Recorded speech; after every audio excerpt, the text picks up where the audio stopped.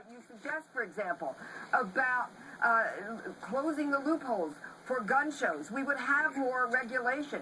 So I think we need more discussion, not less, and we need probably to see more of the extremists, because that's what's frightening. And the idea that he might have a gun in his hand is terrifying. Well, he owns 50 guns, which I found the most scary part of the whole thing. Abby, your father ran for president, and you know the system in Washington better than many.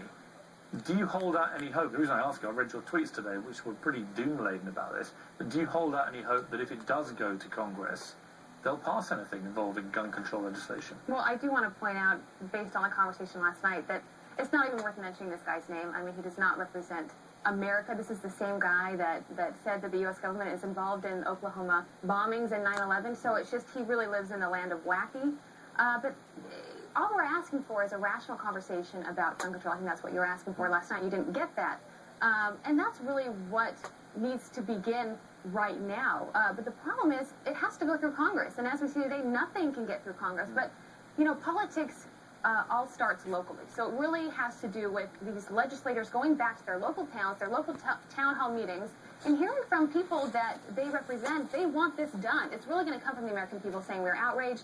And make sure the conversation continues. Just like you're having these conversations, we need to make sure we continue to talk about it. Make sure that the people that represent them, that they want it to be done, because they just want to be reelected at the end of the day, right? But, Boss Messenger, this is all well and good. Part of the big problem is the wording of the Second Amendment is so woolly and so open to conjecture and interpretation.